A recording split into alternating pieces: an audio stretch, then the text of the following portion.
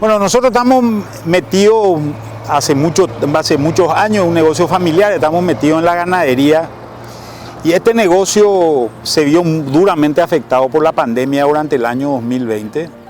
Los precios, como sabemos, han caído a niveles muy importantes durante ese periodo de tiempo por la concentración que existe dentro del mercado frigorífico para animales terminados en general. Y teníamos una oportunidad básicamente de arrendar el recinto donde estaba, teníamos interés también y conocimiento en el tema financiero. El negocio de compraventa de ganado a nivel de ferias es un negocio financiero también que nosotros tenemos dentro de MF Inversiones una experiencia de mucho tiempo en la que venimos trabajando en esos temas. Por tanto, se dio una oportunidad, nos acercamos a hablar también con el grupo Sucolillo, que es un grupo que también quedó interesado en esta oportunidad y creíamos que había un espacio que se podía llenar y un espacio también donde se puede crecer, porque hasta ahora los negocios son digamos, muy corrientes en general y se hace muchos años la misma cosa. Hace muchos años se está haciendo feria de consumo, feria invernal y feria de reproductores. Sin embargo, nosotros creemos que se puede innovar en este mercado con una serie de herramientas financieras modernas y que están poco difundidas todavía dentro del mercado. Empezamos a pensar en utilizar la plataforma común, la plataforma conocida, digamos, por el mercado, que es esta plataforma de compraventa de ganado, y a partir de eso ir construyendo otras oportunidades.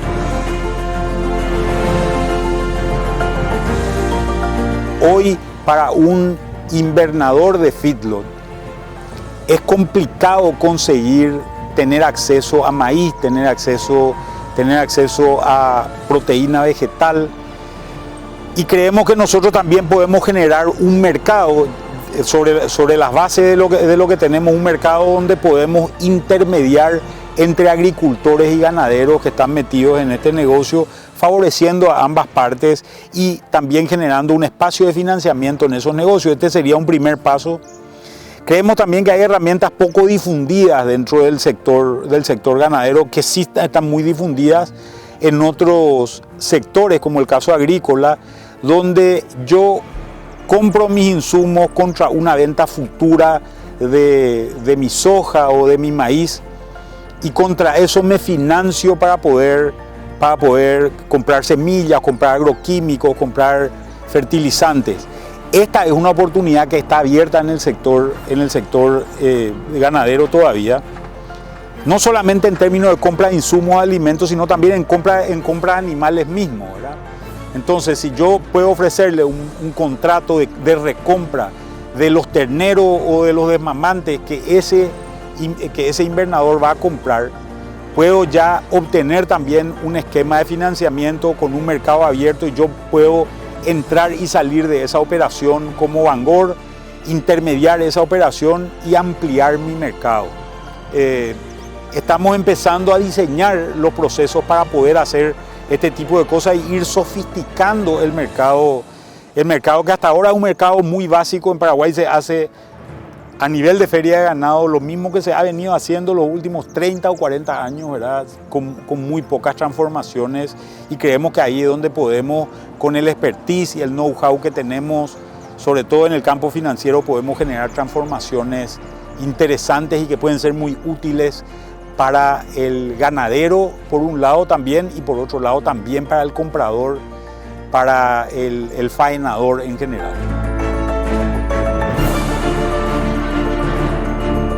Claro, yo creo que lo que le falta es un esquema de financiamiento donde en realidad la mercadería que vos ates esté básicamente vinculada a tu propia gestión. Muchas veces yo para comprar desmamante me tengo que ir a un banco, ese banco me va a hipotecar un campo, me quedo atado a esa transacción durante un plazo muy largo porque los costos de hipoteca son altos, y ahí obtengo un crédito de invernada que le puedo hacer un revolving determinado, ¿verdad? Sin embargo, con este tipo de herramientas, yo compro 100 desmamantes y esos 100 desmamantes lo convierto en 100 novillos pesados en un momento determinado, vendo los 100 novillos pesados y mi financiamiento está atado a solamente eso y con la propia garantía de los animales, ¿verdad? Sin tener garantías extraordinarias generadas en otros espacios, involucrando a tu tierra que de repente te inmoviliza un activo muy grande. Creo que ahí es donde se notan estas oportunidades de lo que se puede hacer.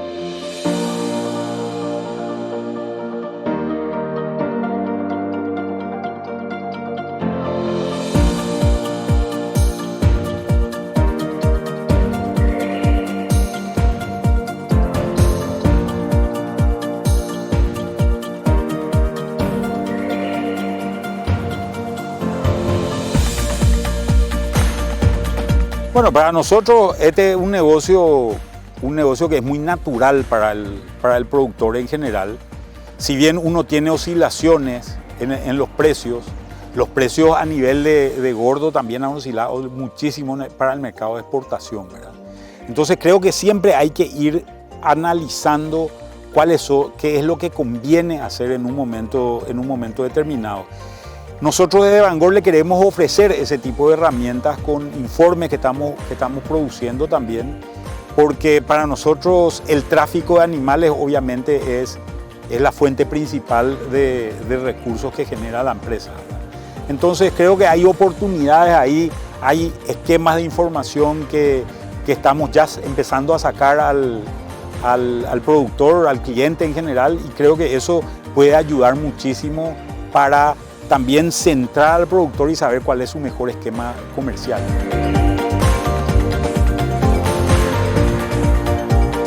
En realidad, cuando yo digo que los últimos 40 años se ha mantenido más o menos lo mismo, se han introducido algunas herramientas. Por ejemplo, hoy muchas ferias son de pantalla, ¿verdad?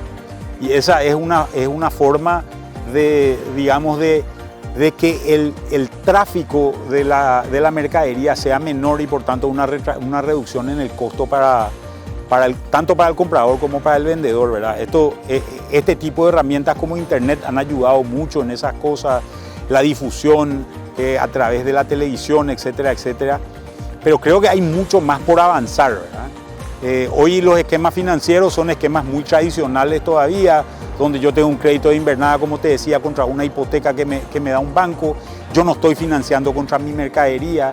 Tengo muchas garantías para tener un crédito demasiado pequeño. Y creo que acá es donde hay un montón de cosas que se pueden hacer en un mercado que ha cambiado muchísimo. Nosotros hace 5 años nomás teníamos posiblemente 1 o 2% de la hacienda que se faenaba que estaba terminada a grano, ¿verdad? Hoy esos números están entre 30 y 40% de lo que se entrega, ¿verdad?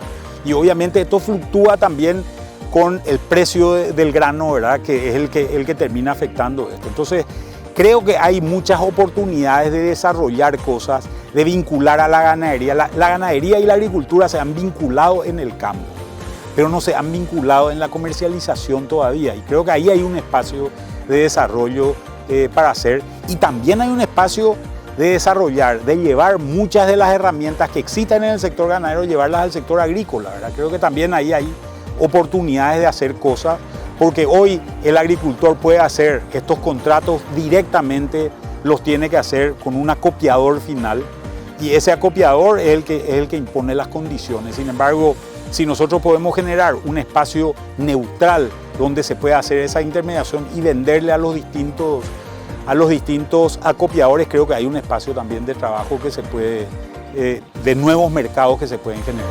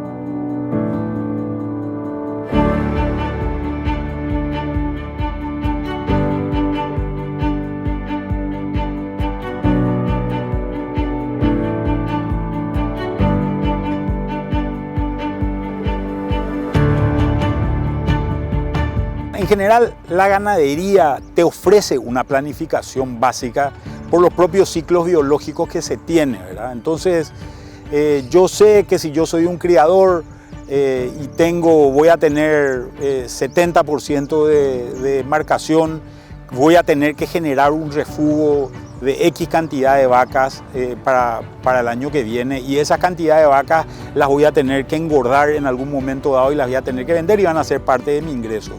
Para el invernador también yo sé que tengo un animal Carimbo 1 que voy a comprar, y tengo unos animales Carimbo 0 que compré el año pasado que voy a terminar y seguramente voy a estar vendiendo este año, dependiendo de si lo hago a confinamiento o lo hago a pasto directamente. Y estas circunstancias me permiten generar una planificación, pero en la medida en que yo tenga mucho más claro que son tantos animales lo que voy a tener que como mercadería el año que viene, es también en la medida en que voy a poder colocar mejor esa mercadería y voy a poder financiarme de una manera mucho más correcta. Bueno, yo creo que acá hay una serie de fuerzas que son las que están interactuando en el mercado y que son las que tenemos que tener en cuenta. La primera fuerza es, hay la vacunación que se está dando contra el COVID en el primer mundo sobre todo, y en otros países que son clientes nuestros, está permitiendo a la gente volver a salir a la calle con tranquilidad, y eso reduce la incertidumbre. Al reducirse la incertidumbre se empiezan a abrir, por ejemplo, los restaurantes. Hay que tener en cuenta que 30% del consumo de carne a nivel mundial se da en restaurantes, y durante el 2020, prácticamente todo el 2020, casi todos los restaurantes del mundo estuvieron cerrados por un tiempo relativamente largo. Entonces esta reapertura de restaurantes va a generar una demanda extraordinaria, que es la que ya se está empezando a reflejar también en el precio. En paralelo estamos viendo también que hay una recomposición del hato porcino chino, y esa recomposición del hato porcino chino está generando una demanda extraordinaria también por soja, y está haciendo subir los precios de maíz, los precios de soja, que también de alguna manera empiezan a afectar sobre todo al ciclo de confinamiento que se empieza a dar.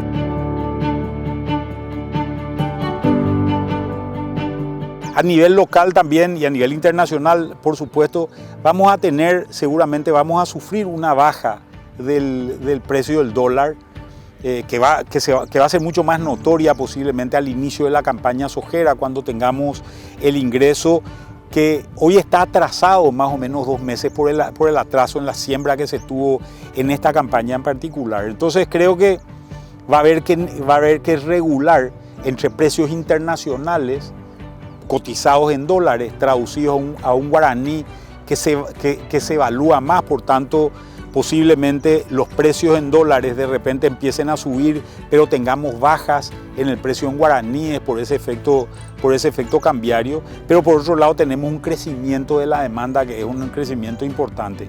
En la medida también en que nosotros tengamos un esquema de vacunación anti-COVID a nivel local que funcione. Hoy ni siquiera sabemos cuándo vamos a tener un volumen importante de vacunas para que lleguen. Pero por otro lado, el otro tema que tenemos que preocuparnos también de manera muy seria es cómo se va a vacunar. Hay países como Chile que están vacunando 100.000 personas por día. Nosotros, con el esquema de vacunación que tenemos en el Ministerio de Salud, posiblemente lleguemos alrededor de las 7.500 personas por día. Esto significa un nivel de inmunización más o menos inferior al 20% de la población, con lo cual seguramente tendríamos atrasos. Vamos a ver qué es lo que ocurre. Hoy hay mucha disputa por la vacuna a nivel internacional, pero esto seguramente, cuando el primer mundo, que es el que tiene dinero y que es el que entra primero siempre a estas compras, empiece a satisfacer las necesidades de su población, vamos a ver seguramente que nuestra vacunación avanza acá. Todos estos factores van a influir mucho en el precio de la carne, porque también hay una demanda local, que es una demanda que debería empezar a subir con esto mismo que te decía que pasa a nivel internacional, que es la apertura de los restaurantes y de los centros de alimentación en general, que son los que generan gran parte de la demanda.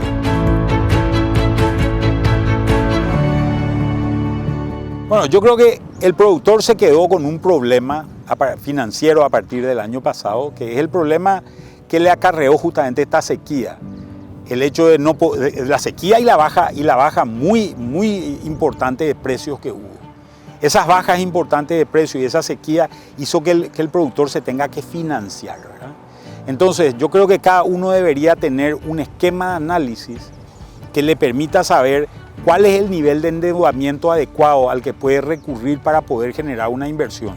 De hecho, muchos productores tuvieron que hacer inversiones importantes de reposición, por ejemplo, por quema de alambrado, por quema de instalaciones en general. Y esta reinversión posiblemente le ocupó parte de su línea de crédito, ¿verdad? Entonces, creo que hay que ser muy cuidadoso con esto. Habría que evaluar muy bien cuáles son las circunstancias bajo las cuales se tiene que haber una inversión. Por tanto, hay que tener un programa financiero muy claramente definido.